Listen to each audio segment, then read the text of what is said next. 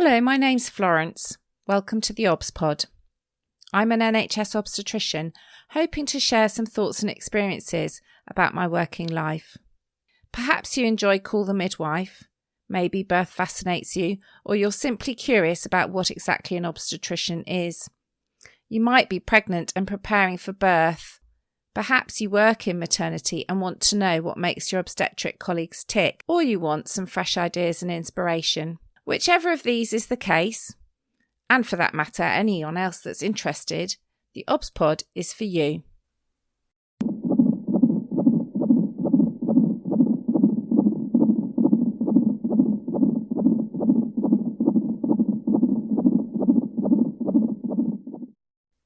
Episode 173, Postnatal Psychosis.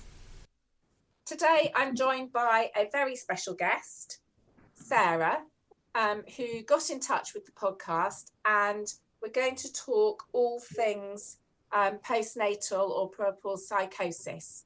So Sarah has experienced this herself after the birth of her son, and she's very kindly going to share her views and her personal experience to give us a little bit of a feel. Some of us may have looked after women with postpartum psychosis. It's relatively rare, but we do usually see a small number of women every year. And I think sometimes we see a woman acutely in a maternity ward, and then we don't know that much about what their journey is like afterwards. So welcome, Sarah. Perhaps you could start by telling us a little bit about yourself. Okay, so I've had a diagnosis of bipolar type 1 for about a decade, and so we knew going into my pregnancy that kind of put me at a higher risk of postpartum psychosis. But I was under the care of my local perinatal mental health team. We had a birth planning meeting, and generally I was actually very well. During my pregnancy, I was on both a mood stabilizer and also an antipsychotic, which had kept me very stable, very well for like quite a few years. But the circumstances around my son's birth were very, very challenging. So he was actually born on the first day of my maternity leave by emergency caesarean section.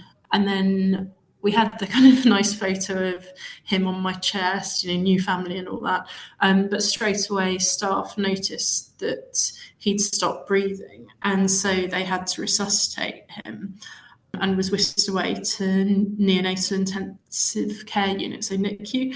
And so that first night, actually the paediatricians were incredibly kind. They came and saw me a few hours later and kind of allayed my concerns about, should I have spotted things sooner or what was going wrong. And then kind of I'd been told I'd be able to see him early in the morning. I was then told, actually, he's not stable enough. You need to wait a few hours. The first time they told me he'd been intubated, which this was around the time of COVID. So for me, this was particularly terrifying because I kind of associated it with people dying of COVID. So the next morning, he was transferred to an even more specialist hospital where basically it was full of preemies, but he was term. And so that was very difficult. And so, to be honest, all the focus went on him and kind of seeing how he got physically better. And, thank God he did recover quickly. But basically, by the time he was well enough to be discharged, I wasn't well enough to be at home. And I think one of the things that I reflect on now was actually there were a couple of nights where I just didn't sleep because I had a cough. And at the time, coughing really hurt my caesarean wound. And so I think looking back, I'd assumed that was a physical health thing, but actually in retrospect, maybe that was a mental health thing that I just didn't think of because it wasn't, or certainly to me at the time, it didn't seem to be presenting with other symptoms. Right. But I think, so over time, I just kind of stopped sleeping, which I know you're a new parent, but I mean, my son was away in NICU in Skaboo, but I stopped sleeping, and then that's kind of when everything really started going wrong. And I think it was hard because I did have insight at the start, you know, that I was probably in hypomania and kind of not wanting to get worse. But I think, you know, the way if you're a bit ill and then there's the weekend, and it's much harder for like community mental health teams, which are set up for Monday to Friday. It's a lot harder for them to do that wraparound care because they're just not resourced for that. And so it took a little while. So then my son and I were sent to a mother and baby unit. And I guess that was a big next step in the story. So just going back a little bit, so often postnatal psychosis starts in the first couple of weeks. How old was your son? How many days had passed before you started that not sleeping and started to notice things? Yeah, I mean, it's interesting. Possibly with hindsight, 5 days, if that makes sense, based on not sleeping with the coughing.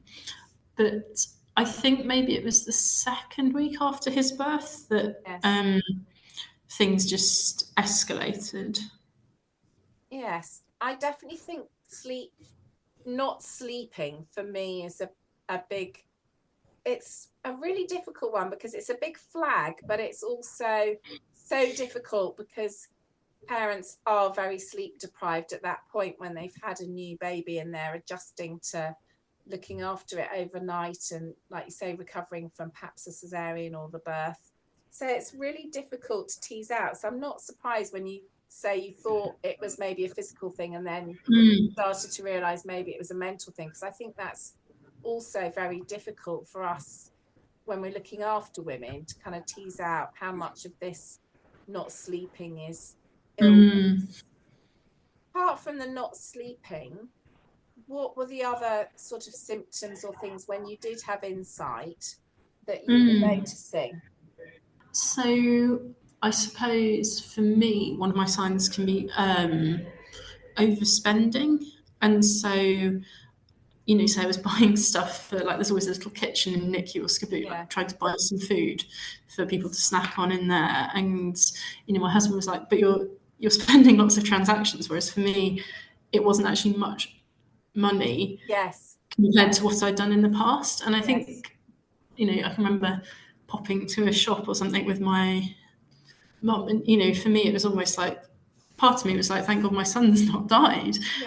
You know, I want to get a few things to celebrate, but I'm just trying to think what else. I mean, I think the usual things like probably, you know, talking very quickly,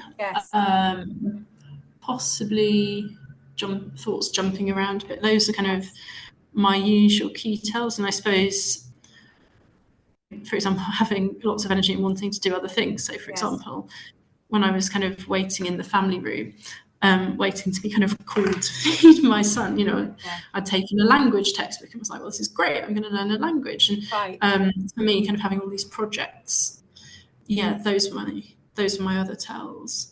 I mean, I suppose I saw a range of other people's symptoms, say in the mother and baby unit. So I think there were some people who were maybe paranoid about how their child was being treated, or others were treating their child. So I think it can vary. I mean, I suppose for me it was kind of similar to previous signs of hypomania and mania. Okay. And so you'd been discharged from your perspective from hospital, but you were staying in the NICU accommodation, were you, with your son? So we were lucky, actually. We lived in walking distance from the hospital he was born in. So it was, But certainly, I think the first 5 days or so, once I'd been discharged from the maternity ward, it was, you know, kind of going forward and back in the city that we live in, visit our son over there. So I think it was almost, things like I can't remember anything about the recovery from the caesarean just because my energies were focused elsewhere. Do you think that, I mean, as well as perhaps triggering you to become unwell, do you think the fact he was in neonatal, like you say, the focus is on him? Because I'm conscious, so I do a perinatal mental health clinic and I see women like yourself, and we're preparing through pregnancy to try and keep you well and keep you stable in the postnatal period. And one of the things we'll do is lots of midwifery support and visits at home after your baby's born. But when your baby's in the neonatal unit, that sort of gets slightly problematic because you're coming up and down to the neonatal unit, and therefore you're not necessarily getting that home support that we might have done for the first month, where people are a little bit more focused on your well-being. So do you think that that also kind of maybe slowed people down in recognizing that you were deteriorating? Yeah, I mean, I have to say I've never really thought about that because I've only got one child, and so I guess I didn't know what the normal experience was. But I mean, I think by the time he was in SCABU, staff were kind of picking up that it wasn't quite, things weren't quite right. Yeah. Okay. And was it difficult in pregnancy knowing, I mean, obviously this was all quite unexpected, what happened with your son. Yeah. But how did you feel during pregnancy that this is okay, that I've got this higher chance because I've got the right team supporting me? So I suppose, I mean, maybe slightly naively, we've done the pregnancy planning advice, or before I can't remember what the proper name is, but before you start trying, we'd gone through that. Yeah. Yes. In all honesty, I think it just came as such a shock because I'd been so stable on my medication for kind of many years, and I think also the fact that I had been well during pregnancy. But I think, I mean, I look back and I wonder, was I a little bit hypo towards the end of pregnancy? I don't know, because it's things like buying things for your son, and like everyone's told, well, you do a bit of nesting at the end of pregnancy, and it's kind of, but what's, if you like, what's outside of normal? Yeah. Okay. So you mentioned the mother and baby unit. So my experience of trying to get a woman a place in a mother and baby unit is complicated because they're national beds.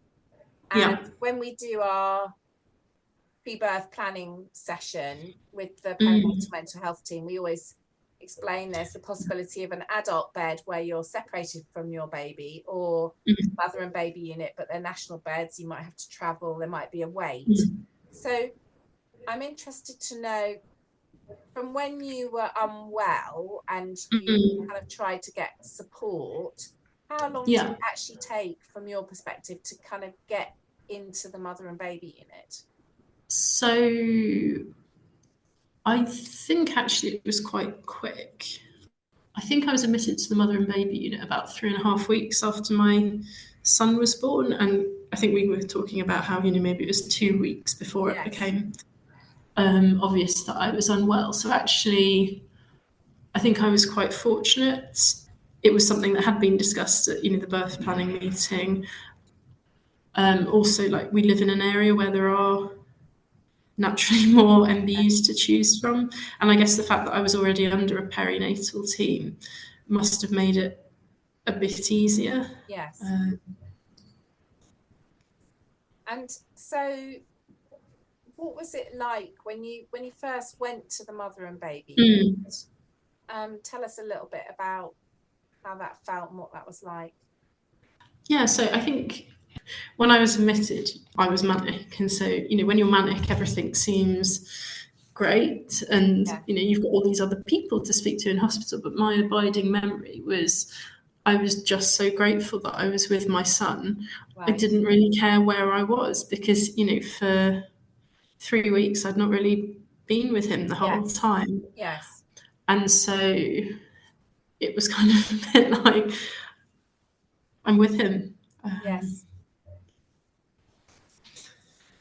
I don't know. I mean, I think quite quickly I was detained under the Mental Health Act, and kind of that had happened to me before, so I wasn't, I knew the process in terms of getting Yes. leave and all that stuff. But I think probably, everyone had a room and a bathroom of their own. There was common area, but also it was quite hard. It was during COVID, and Yes. so all the staff had to wear masks, so it was harder to relate. But I think also it was a locked ward, and so for me that was quite difficult, because in the past I haven't been somewhere with like an airlock to get in and out. Right. Yeah, so I think at first it seemed fine. And it was very sweet. I think when you got there, they had like a little box with some toiletries and hot chocolate or whatever to kind of be like welcome and try and make things feel a bit better. Yes. Okay. And how long were you detained for? How long were you in there? I was in there, I think, for about 4 months in total. So not like, obviously had a period at the end when I wasn't detained, but yeah, Yes. for most of that I was. Yes. So that's quite a long journey to get well. Yeah, I definitely. I mean, I have to say, I think quite a lot of us felt lied to when, on a mission you were told, oh, most people are only here 6 to 8 weeks. Yes. And actually that wasn't my experience at all. Right. Anyone who had a pre-existing diagnosis, a whole cohort of us seemed to graduate around the same time, and that was between 4 to 6 months of being in the mother and baby unit. Right. So I think, that's really hard. Yes. I mean, I think one of the things that I found hardest was I'd been kind of getting better under different things, and I was very keen to be able to, like, the medication I was already on, I could breastfeed on. And so I think particularly when you've had such an ill child, Yes. I really wanted to be able to breastfeed. But there came a point when I had to go on to lithium. I didn't have a choice, personally or legally. And so for me, I kind of crashed down afterwards. And I think I kind of struggled with almost like, what's the point of me? Yes. Anyone can give my son a bottle, anyone can look after him. The breastfeeding was like the one thing only I could do with him. Yes. So yeah, that was really tough. That does sound really tough. And I think that's definitely something I see from some women when they've had a particularly difficult birth or a neonatal mission or whatever, that they feel that breastfeeding is that key bonding with their child. Yeah. So I can see how incredibly difficult that would be, particularly when your choices are taken away in that way. And so you said you had insight at the beginning. Were there points when you didn't have insight as to how unwell you were?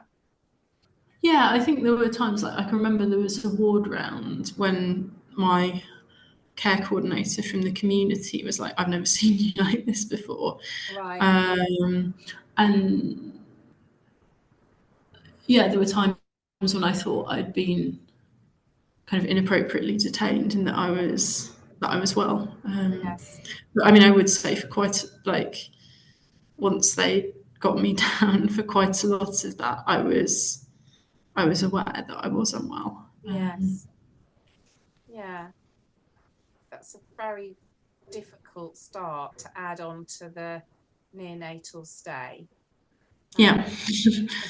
You mentioned when we kind of prepared for this, you said that the parent-infant psychotherapist was incredibly helpful. Tell me a bit about them and that sort of treatment. Yeah, so parent-infant psychotherapy is like looking at, say, how you interact with your baby and the bond. And I think apart from medication, I got this both in hospital and in the community, and it was like the most important thing in my recovery, the most important thing in kind of building that bond with my son. And I think, for example, when I was in hospital and I'd come down, because I was depressed, there was I had, say, feelings of ambivalence towards, yes, I've got a son, but I've lost my freedom, and not in the metaphorically, I literally, legally have lost my freedom. Yeah. And so, I don't know, one of the things it felt like in the MBU, you'd always be asked, do you want to hurt your baby? And it's absolutely not. I never felt like that, but I didn't feel I was really, or apart from the PIP sessions, the staff didn't seem to think to ask about how you're feeling more generally. And I think also the reality is when you're held under section, certainly I'm very focused on what I need to do to come off section. And so I felt like actually if I started expressing these feelings of ambivalence, that wasn't going to help. Yes. Yeah. So that was difficult. But things like, the therapist in the hospital was saying, actually, you might have, things like having your freedom taken away, you might feel like this, like any new mum. It's just the fact that you're here. It's of particularly acute. Yes. But I'm trying to think, to remember other specific sessions. But I think also I was worried that I'd been very affectionate towards my son at the start, and maybe I'd pulled back, and what was that going to do to him? And the therapist was like, he's a really young baby. He probably you're still around. He probably hasn't picked up on this at all. So yes, I don't know if we'll speak about afterwards, but certainly the therapist in the MBU was really excellent. And it sounds like actually it can be quite hard to get access to parent-infant psychotherapy in the community. And I just think it's just the most valuable thing going. Right. Yes. I'm interested in what you said about the difficulty being honest about how you're feeling, expressing yourself, because that feeds into that legal detention and that being really, really difficult. I can see that. And, I think I had a conversation with staff, was like, well, yeah, you're right. It is a higher bar to get off section when you have a child. Yeah. So you mentioned to me also about the impact this had on your partner, so your the rest of your family, because he'd had first neonatal and then both of you effectively removed for 4 months. So what sort of provision is there in the mother and baby unit for that other parent? Yeah, so again, ours was a bit different because it was during COVID. So there's a family room that you could book for visits. I think most of the time he was able to come onto the ward in visiting hours and spend time in my room. And so things like, I think we gave our son his first bath together. And so I think people are really conscious of, wanting dad or the other parent to still feel involved, because it's not what anyone expects. Apparently during COVID, stuff about time outside of COVID, people just come on the ward and sit in, they've got various nice rooms or the garden, and so I think that did impact things a bit. Yes. So you're in the MBU and you've been quite hyper, and then you're low. Yeah. And you've had this impact on breastfeeding. How did you I guess, get to the point where you're well enough to leave, and then also make that transition, because that's a massive step, presumably, then leaving the mother and baby unit and continuing that journey? Yeah, so I think it was difficult. So at the nursing station, they had a board with everyone's baby's name written down, and very publicly what level of observations the baby was on, which was effectively, how well or able is the mother to look after the child. And so I was on that board at Red for, a long time. Right. And so in all honesty, if we're, with a CBT hat on thinking about core beliefs, one of the things that I had to shake was that I was an inadequate mother. Yes. Because that was what the notice board was very publicly telling me and others on the ward. And, in honesty, it's still something I struggle with from day to day, that feeling of, if my son has a big tantrum, like others do, that feeling of being judged. And so it's kind of, you might leave the MBU physically, but actually the experience stays with you for a long time. Yes. And, it's fine, there's more distance now, but I don't know, I think it would have quite a lasting impact on most people, actually. Yes. That sounds awful. I'm imagining this board now. I understand that they need to know what level of care each mum, baby, dyad need, but to have that visible and color coded and what that does sound really unhelpful. Yeah.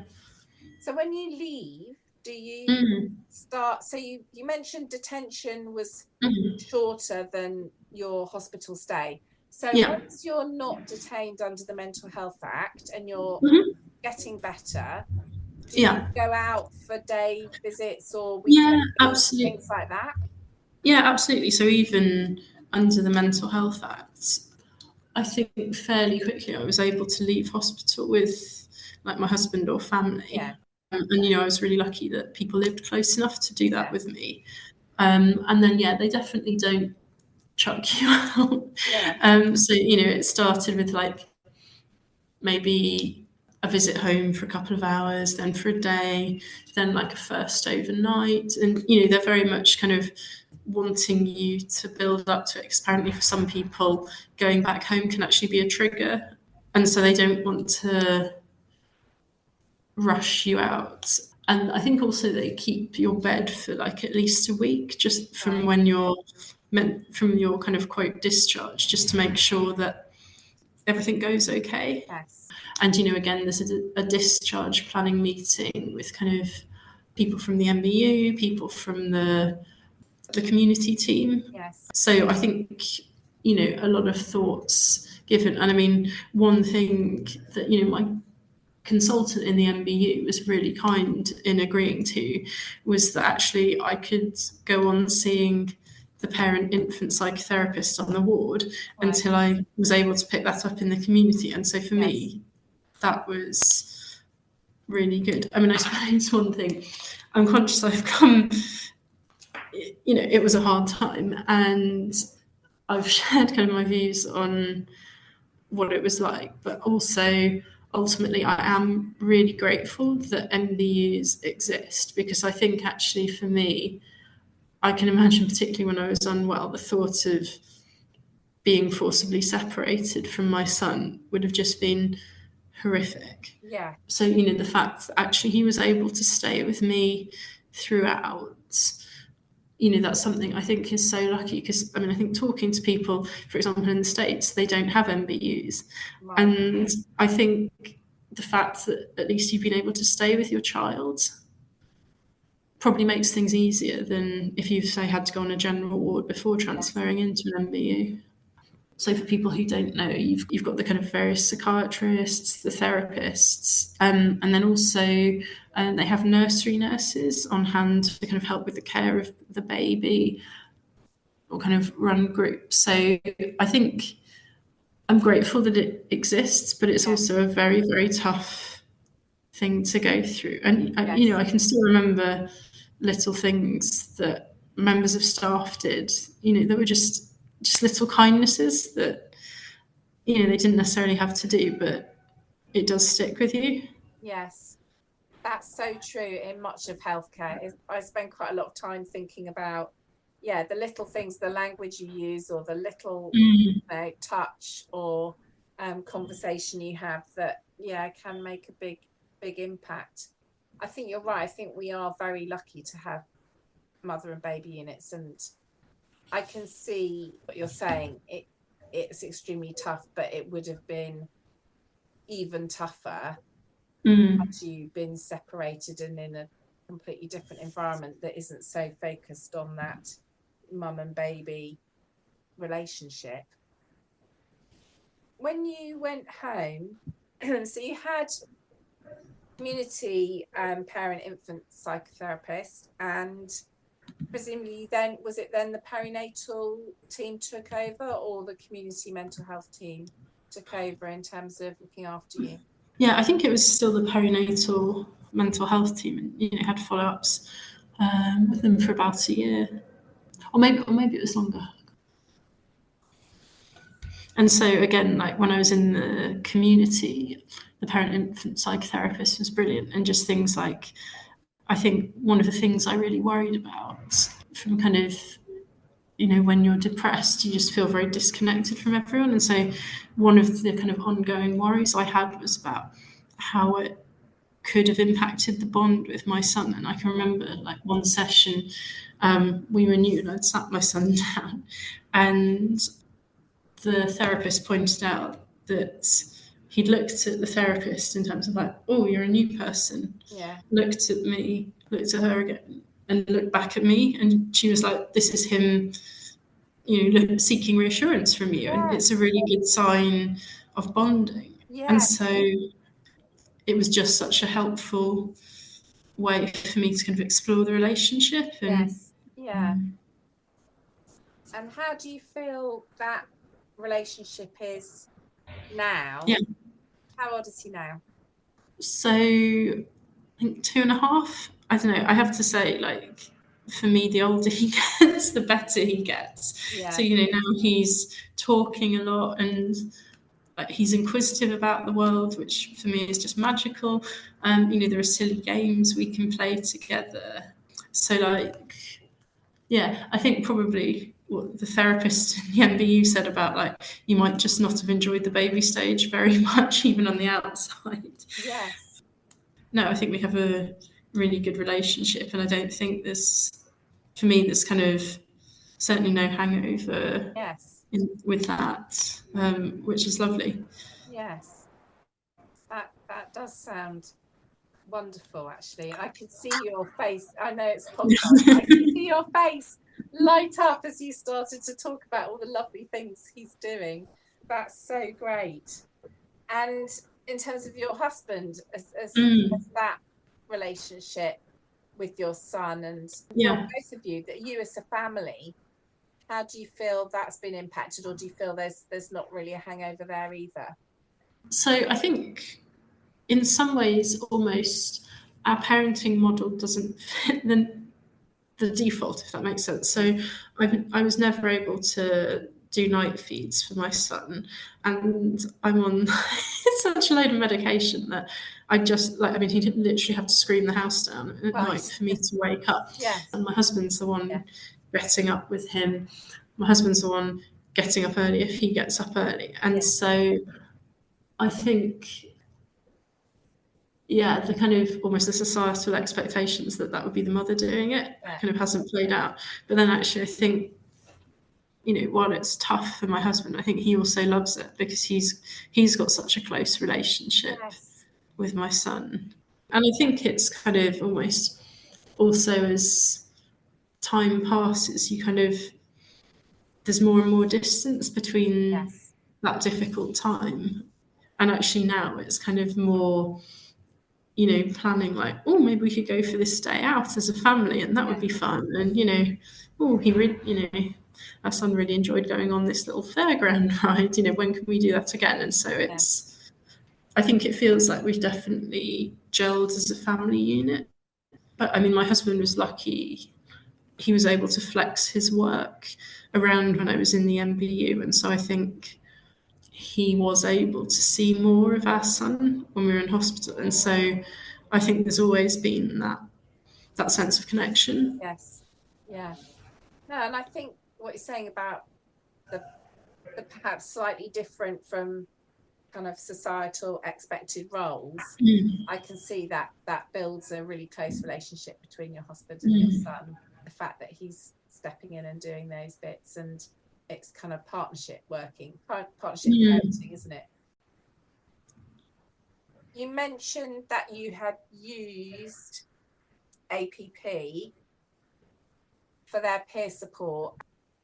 Yeah, so I think as everyone was getting ready to leave hospital, we were told about this charity called Action on Postpartum Psychosis. It's an absolutely amazing organisation that I think really kind of punches above its weight in what it achieves. So they do a range of things. They have really helpful leaflets on their website that kind of act as education. But the thing I've found like so valuable is their peer support services. So you can be matched one-on-one with someone who you can meet up in person, and then they hold regional support groups. So the one I go to, they have once a month, and then maybe every 3 months they have one in person. And I think from my perspective, it's just so validating to be able to talk to people who've had similar experiences and kind of process what you've been through. And I think also it's, it just helps you feel less alone in what you've been through. I think they also offer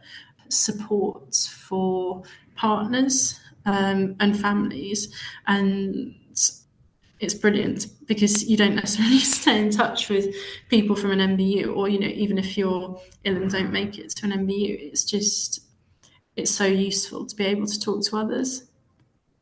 Yeah, I can sense that, not feeling alone, feeling like there's loads of other people that have been through that sort of thing.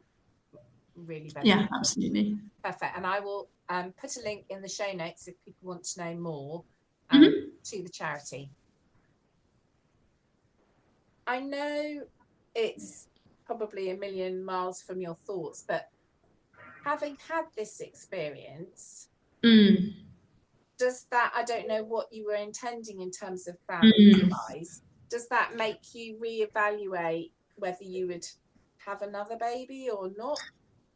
Yeah, so I mean, I think we did talk to a perinatal psychiatrist, and I think the advice is, I am high risk. I think I don't know.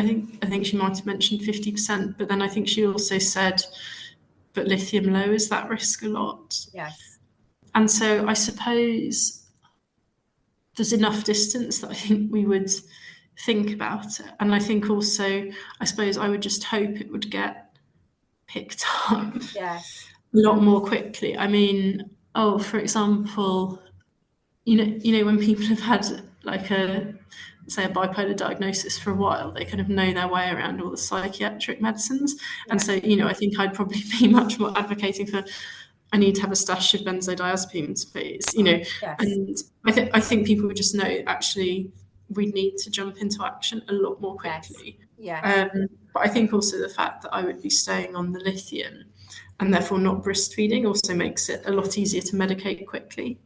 So I don't know, it's difficult because it was an incredibly difficult time. And yet, at the moment, it's just like the most gorgeous age with my son. And so I guess realising, and, I was still depressed when I came out of hospital. It was still hard. And actually, for me, getting back to work was actually really important and kind of reclaiming that as part of my identity. But I think it was one of those things, we're conscious that actually I wouldn't want to be going into hospital because of, the impact it would have on my son now.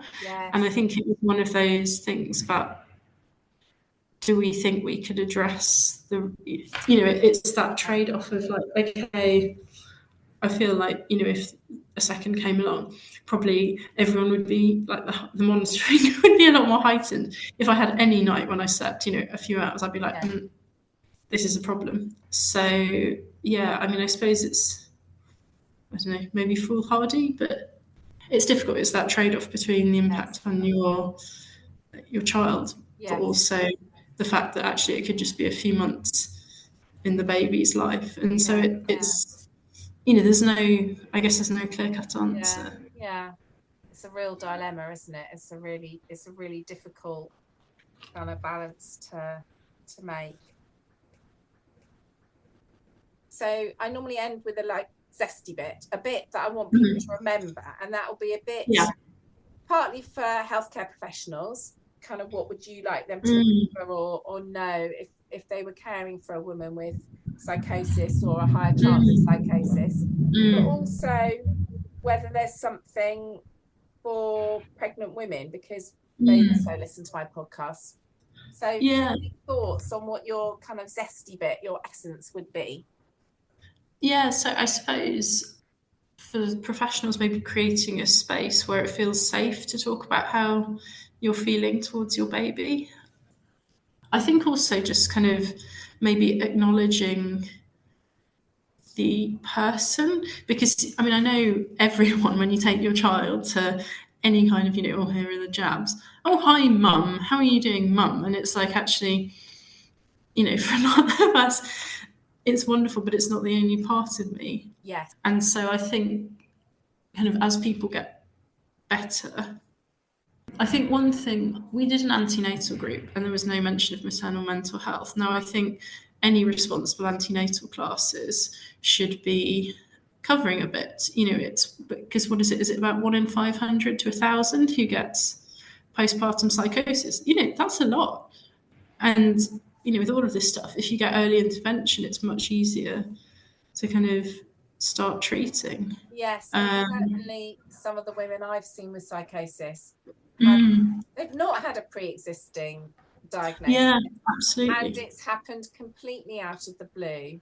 And I think in some ways that's almost more terrifying, certainly for their families, because they've never seen them unwell, and they're suddenly like, oh my God, what has happened to my loved one?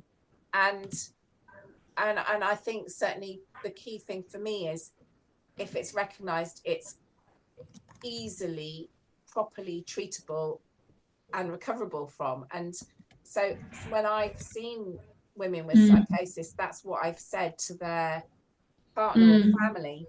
It's okay, I know what this is, and I know it's treatable, and it will take time and it'll take medication and so on, but it's all right. They will get better.